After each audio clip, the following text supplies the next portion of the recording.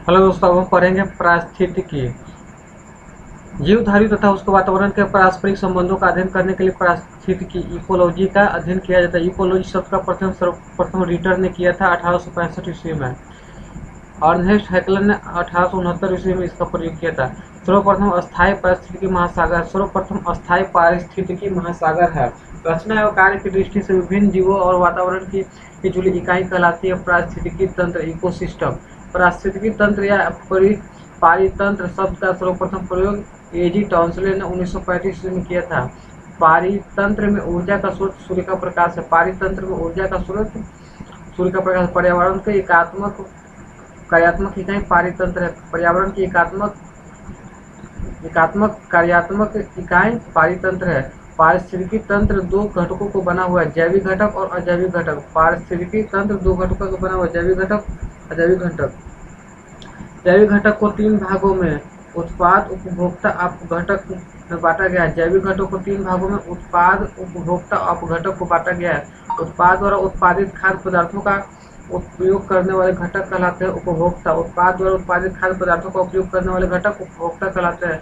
उपभोक्ता तीन प्रकार का होता है, प्राथमिक, द्वितीयक और तृतीयक। उपभोक्ता तीन प्रकार प्राथमिक, द्वितीयक, तृतीयक होते हैं।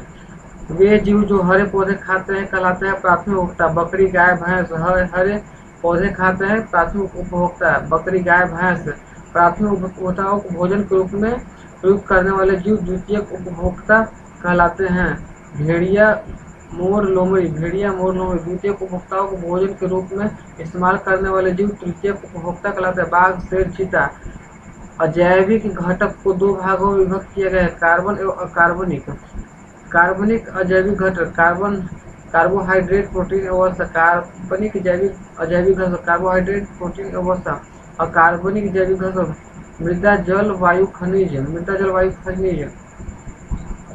अपघटक होते हैं कवक एवं जीवाणु। अपघटक कवक एवं जीवाणु होते हैं। सफाई कर्मचारी कहलाते हैं अपघटक। सफाई कर्मचारी अपघटक कहलाते हैं।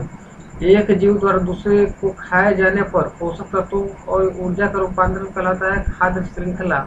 एक जीव को दूसरे को खाए जाने पर पोषक तत्वों या ऊर्जा का रूपांतरण खाद्य श्रृंखला कहलाता है। खाद्य श्रृंखला बनती है उत्पादकों, उपभोक्ताओं एवं अपघटकों से मिलकर। खाद्य श्रृंखला बनती है उत्पादकों, उपभोक्ताओं एवं अपघटकों से मिलकर। खाद्य श्रृंखला में प्राथमिक एवं द्वितीयक उपभोक्ता मानव है। खाद्य श्रृंखला में प्राथमिक एवं द्वितीयक उपभोक्ता मानव है। पारिस्थितिकी तंत्र विभिन्न ऊर्जा स्तरों की कार्यात्मक भूमिका की तुलना करने पर प्रदर्शन किया जाता है ऊर्जा पिरामिड का। किसी पारिस्थितिकी तंत्र में विभिन्न ऊर्जा स्तरों की कार्यात्मक भूमिका की तुलना करने हेतु प्रदर्शन किया जाता है ऊर्जा पिरामिड का। ऊर्जा पिरामिड सदैव सीधा होता है। ऊर्जा पिरामिड सदैव सीधा होता है। सर्वाधिक जैव विविधता पाई जाती है उष्णकटिबंधीय वर्षावन। सर्वाधिक जैव विविधता पाई जाती है उष्णकटिबंधीय वर्षावन है। पारिस्थितिकी विज्ञान केंद्र बेंगलोर में। पारिस्थितिकी विज्ञान केंद्र बेंगलोर में। पारिस्थितिकी विज्ञान केंद्र बेंगलोर में है। तो ये हमने पारिस्थितिकी तंत्र पढ़ लिया है, इसमें उपभोक्ता के बारे में जान लिए हैं।